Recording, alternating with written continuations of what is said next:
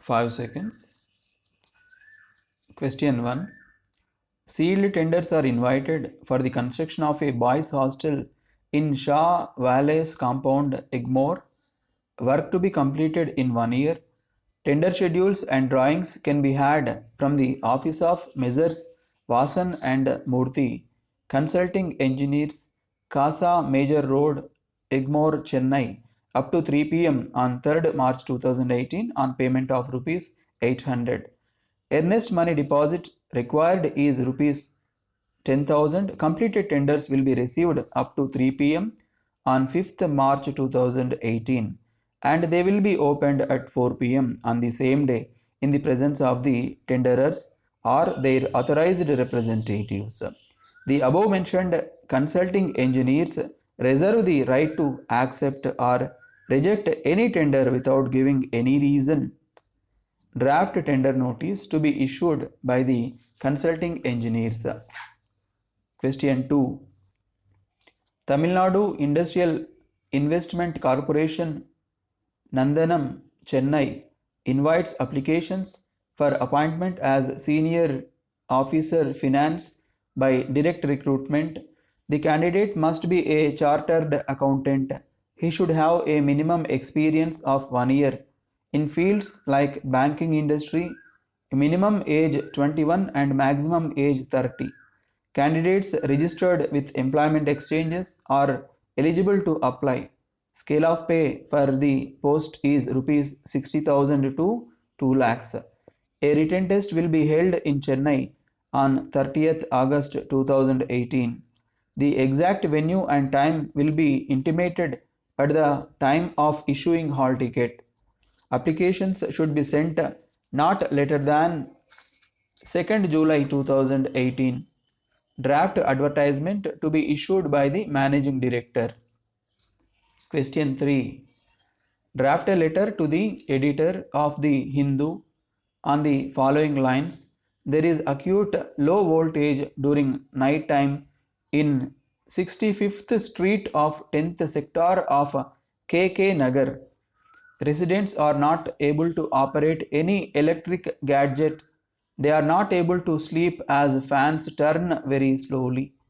The matter was brought to the notice of the Assistant Engineer of Electricity Board of KK Nagar, but no action has been taken.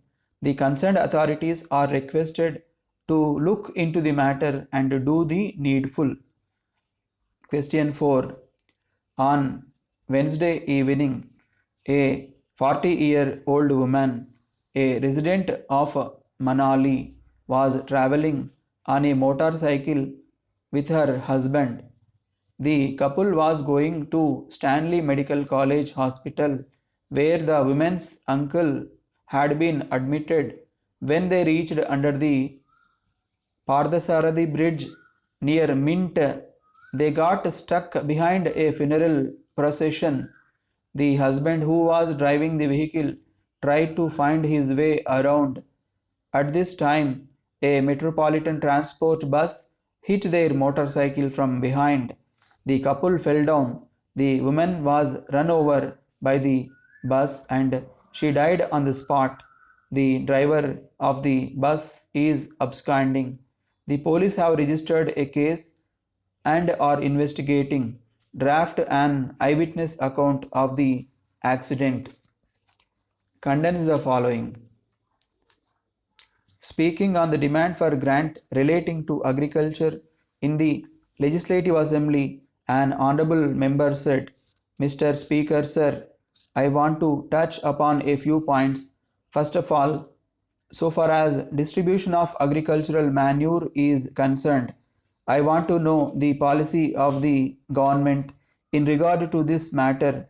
Some time back, the government were giving some aid for compost making. I request that they should think of reviving the compost subsidy scheme. I would like to point out that the supply of manure is very short in our state.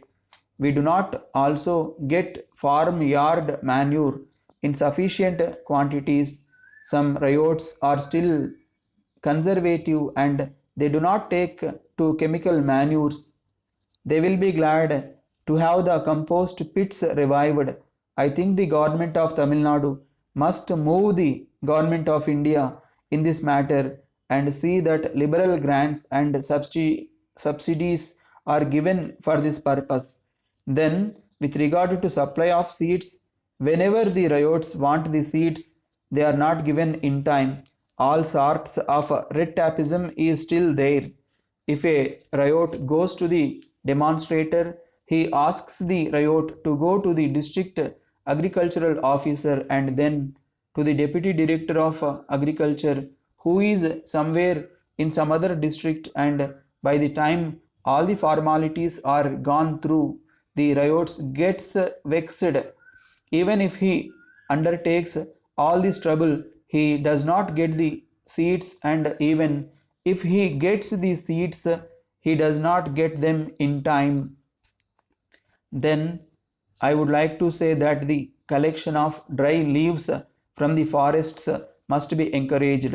I understand that the forest department is creating troubles in this regard. It does not allow the poor ryots to go to the forests to collect dry leaves during dry seasons. This is also a serious problem, and something should be done by the government in this respect. I would request the forest department to be very liberal in permitting ryots to collect dry leaves. Then, in regard to selection of areas for community development and national extension service, I am sorry to note that the government are not concentrating their attention on the selection of underdeveloped and undeveloped areas. I am afraid politics plays a very important role in this matter. I am sure the Honorable Minister will go into this matter and concentrate his attention on selecting undeveloped and underdeveloped areas in each district. I hope this point will be borne in mind. Then I want to deal with the question of hire purchase system in regard to pump sets. I understand that the government of Tamil Nadu have not availed themselves of the loan given by the government of India for this purpose.